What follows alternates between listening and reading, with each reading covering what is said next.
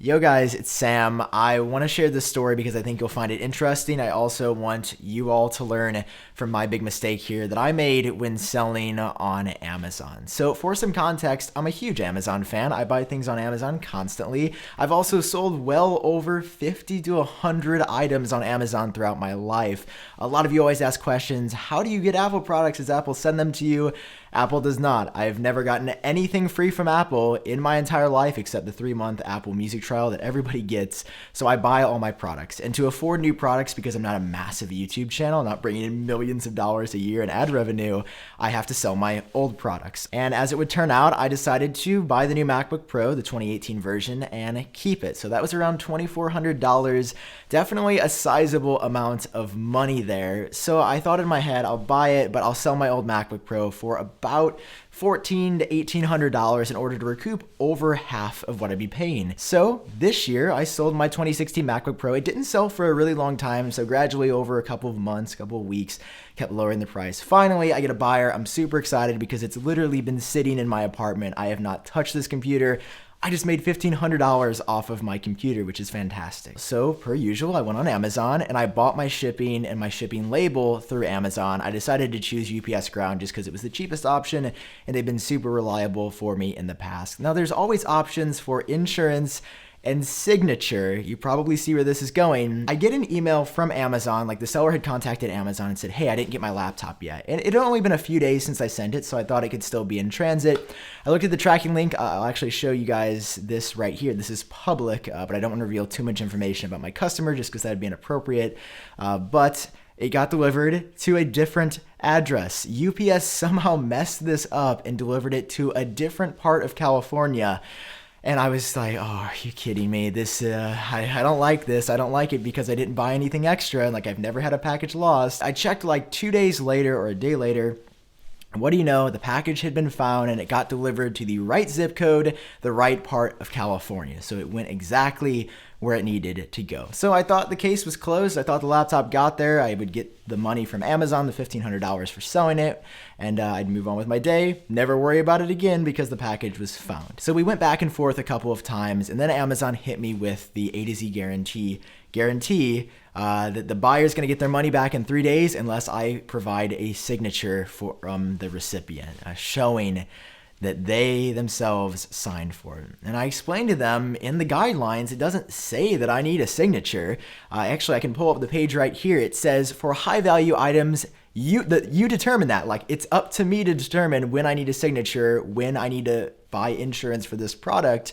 Amazon never says you have to do this. Here, I'm starting to get very, very worried because Amazon is not cutting me any slack, even though I'm showing them publicly it got delivered. It just got mixed up for a second, but the individual got the laptop.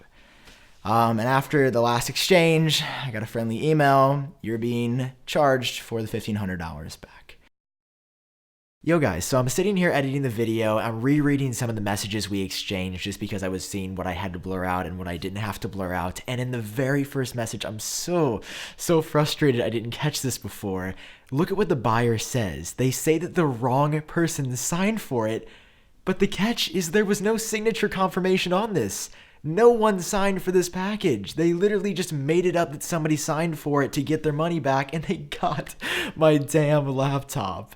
I'm so frustrated right now. I hope this technicality is enough for Amazon to do something about this, because this whole situation I've just found so weird how it got lost. That was probably on UPS, but the whole way the customer was interacting with me all indirectly. The customer never ever reached out to me and was just like, hey, can I get my money back? It was all directly through Amazon.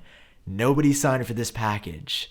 You just stole it from me, which is so wrong. I don't know who could steal $1,500 from someone and sleep at night. That's so messed up. It's so wrong. I couldn't do that. I couldn't just take $1,500 from someone. It's ridiculous. Anyway, I wanted to share this with you because it changes a lot. I'm definitely 100% appealing this now. Nobody ever signed for it. And keep you guys updated when I hear more. I sent in the appeal like an hour after recording the last part of the video yesterday, and I got a response pretty quickly. And as you can probably tell by my demeanor, they did not approve the appeal. Now, up until this point, I get it, Amazon. I understand where you're coming from, at least from your perspective. I can see why you want to keep siding with the buyer.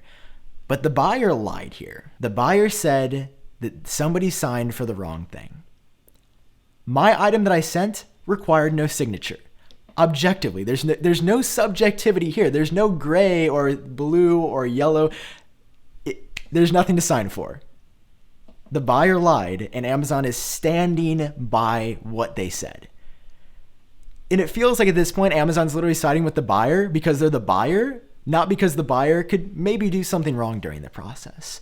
Like I said, I could have been the one scamming them technically early in this process, but they lied from the get-go. They provided false information right from the beginning before they even got the laptop. And it's still my fault for them lying? I've never lied during this process. I've been responsive. I've been cooperative. I've told the truth about what happened with this package. And Amazon still sides with the buyer, even though on paper you can determine that what they said was in fact a lie, that the buyer lied. I don't know what else I can say at this point. If a shipping number that shows it got delivered to the right zip code and a lie from the buyer is not enough for Amazon to determine that I'm in the right here, clearly nothing else would. In the appeal, they said, sure, if you can provide, that signature confirmation, we'd be more than happy to take another look. But shouldn't the lie that they signed for something be enough here? Please let me know in the comments if I'm losing my mind or if I'm just too emotionally invested into this. But I feel like, again, pretty neutrally, objectively, a lie from the buyer should be enough so that the seller gets their money back. Right? But you can tell me if I'm wrong. Please tell me if I'm wrong. I'd love to talk about this in comments. But I feel like that would be enough if I was running a business. Anytime someone would lie, clearly they're the one in the wrong, right? Because I haven't lied during this process. And I think the thing that makes me more upset than anything else is Amazon keeps saying, as soon as we get the signature, yeah, you'll be good. You can get your money back. I looked it up online. Amazon only had the signature mandatory requirement up until a few years ago, and they changed it, up until last year, and they changed it. There's a number of forums about this, and other sellers report that just the tracking number was enough for Amazon to side with them, and they got their money back from a buyer lying or a buyer doing something wrong. But in this case, now there's no standardization. Now it's because it's a lot of money. We're just going to side with the buyer because we don't want the buyer to be mad. What about me?